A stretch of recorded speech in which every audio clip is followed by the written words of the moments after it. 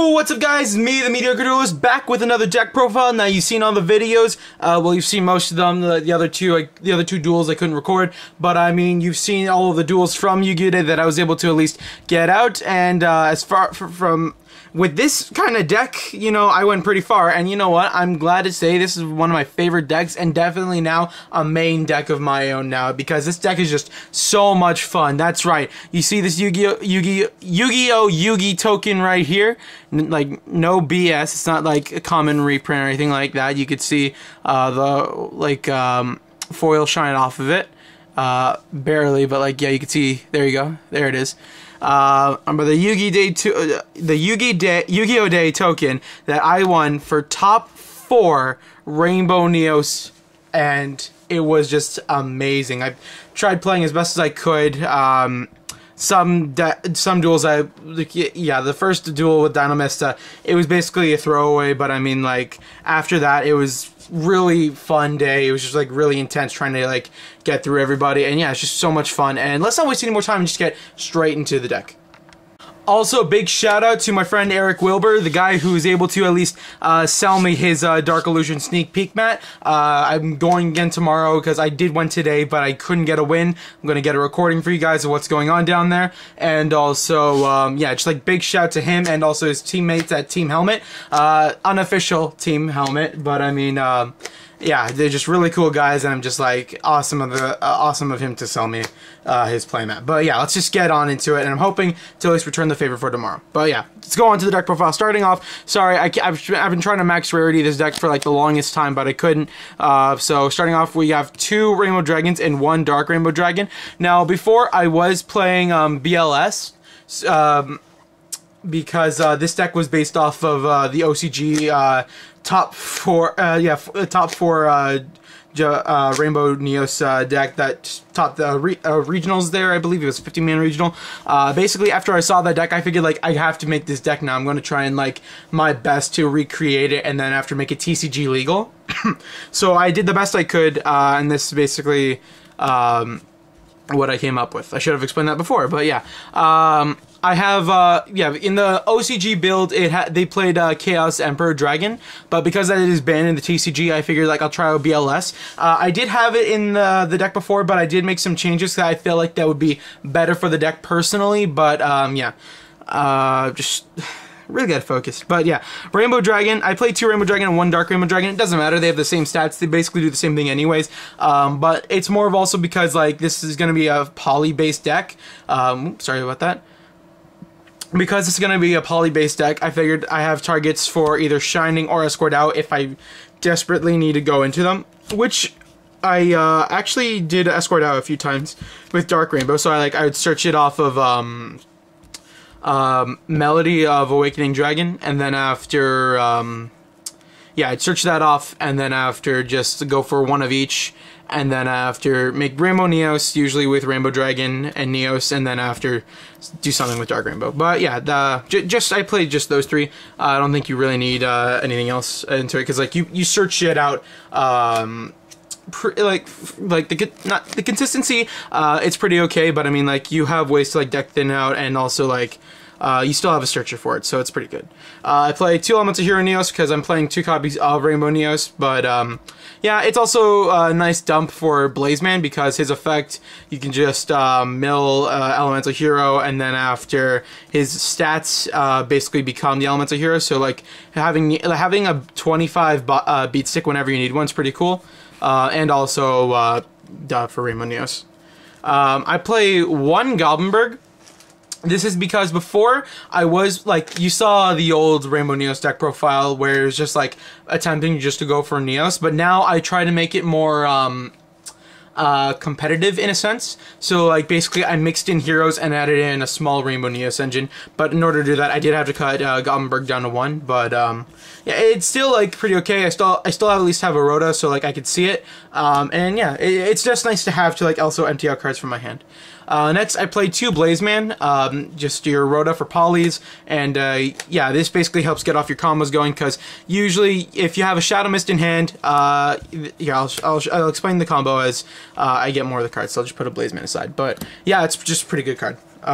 Next, triple Shadow Mist. If you're playing heroes nowadays, it's just kind of a standard thing, and also this searches out any hero monster, so obviously you're going to be searching out either Blazeman or Neos.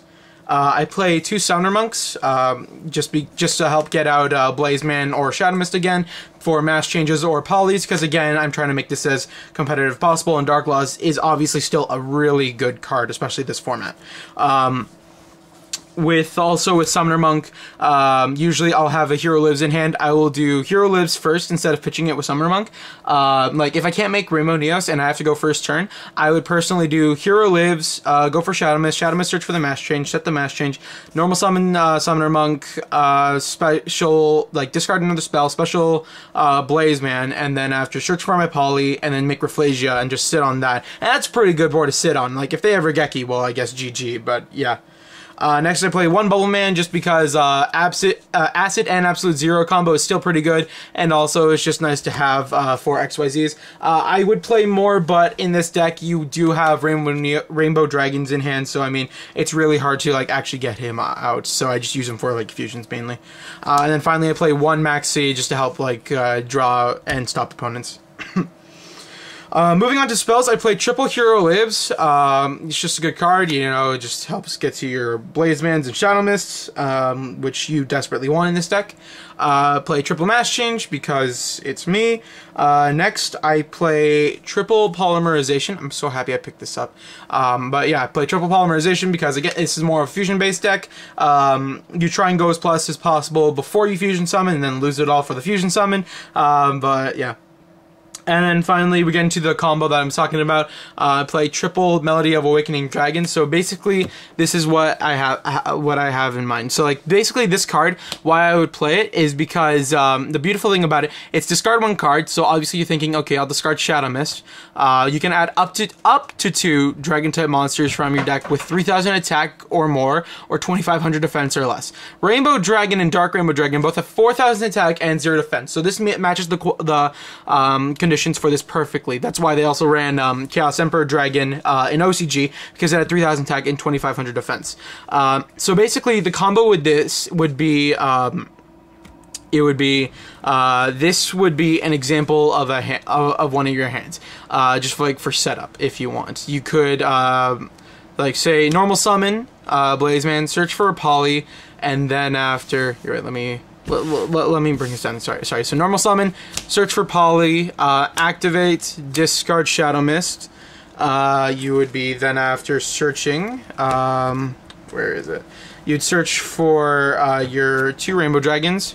And then after off a Shadow Mist, you can get a Neo. So essentially, you're doing all of that, going +1. You're basically going +1 off Melody, and then after you're getting another +1 off Poly. So you're already going +2, and then you're negging yourself just to get Rainbow Neos. But it's Rainbow Neos, and also if your opponent has like an established monster board, like this deck kills Cosmo, because basically with Rainbow Neos out, you would summon him, and then after activate his effect to like bounce all monsters and shuffle them back into the deck on your opponent's side of the field. You get rid of the Blazeman that you just had, and then after you would just like shuffle all your opponent's monsters 45 straight into their face. It's pretty awesome. And like when it actually goes off, it's just a hype anime moment. I mean, like, come on, you guys saw it when it happened. Like, I didn't pull off the effect much, but I mean, versing Monarchs was cool, and yeah. So just going back, because I notice I'm running out of time really quickly, I play double E-Call and then 1 Rhoda. It used to be triple E-Call, but it doesn't really matter. Before it didn't really matter, but now because I have the Goblinberg, I want to just like run this just so I could see it. But it basically does the same thing. But like with E-Calls, I ran these more because you could also search Neos off this. So like if I already had like what I need, I would just do that. And yeah. So before I was playing BLS, but instead I changed it to Miracle Fusion.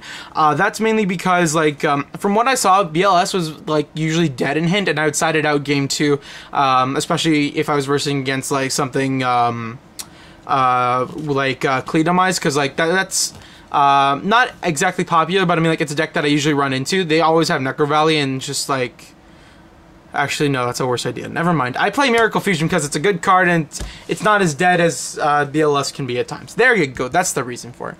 Next, this would be 2 Twin Twisters, but I only have 1 Twin Twister and a Secret MST, so I mean, I ran that instead. But yeah, if you can get 2 Twin Twisters, that would be pretty cool too.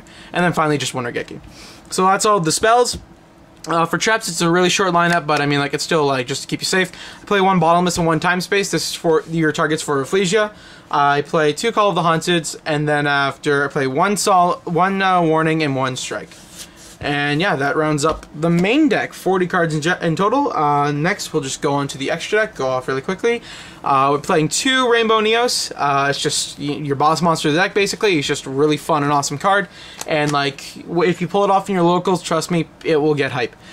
Next, I play 1 Shining. I used to be playing, instead of Shining, another Utopia card, just so I can make Lightning with like more materials. But now, because I had a Miracle Fusion, I switched to this. I switched that Utopia to Shining because for Miracle Fusion, because like I find I usually have more lights, especially because of my side deck. I usually have more lights than other elements, so like I realized like this could be more useful, and also yeah, just like having a 32 beats deck is always nice because like off of Miracle Fusion, stuff like that. Next, I played Nova Master, Ab-Zero, and Esquerdao. Yeah, these are the main fusions, also with Shining. But yeah, Nova Master, draw power. Ab-Zero, you combo with Acid, you nuke your opponent's entire field, and Esquerdao can be another beater, but I mean, like, now with Shining, it's a bit more effective.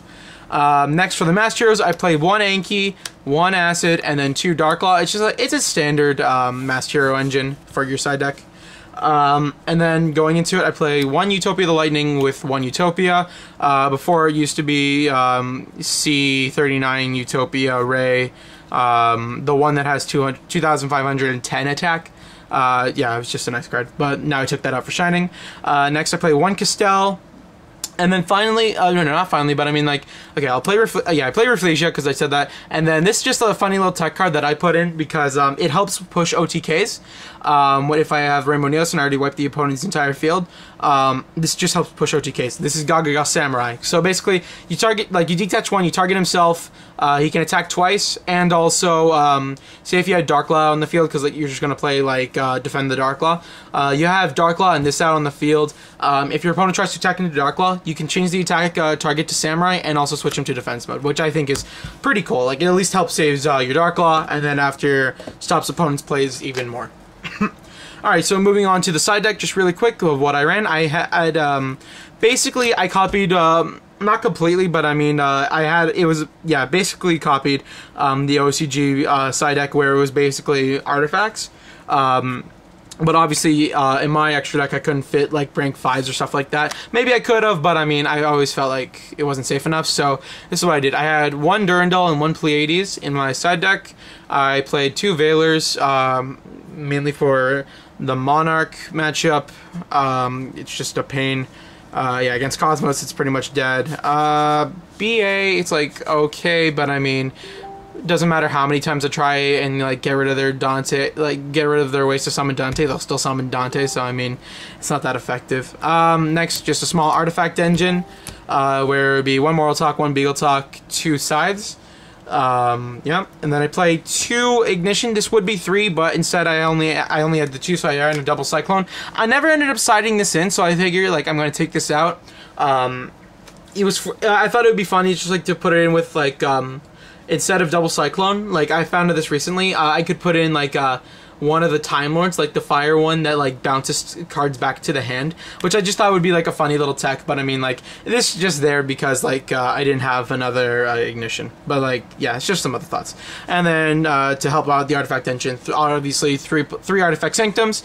And then after, for my last card, my 15th card, I put in Trap Tricks Trap Hole Nightmare.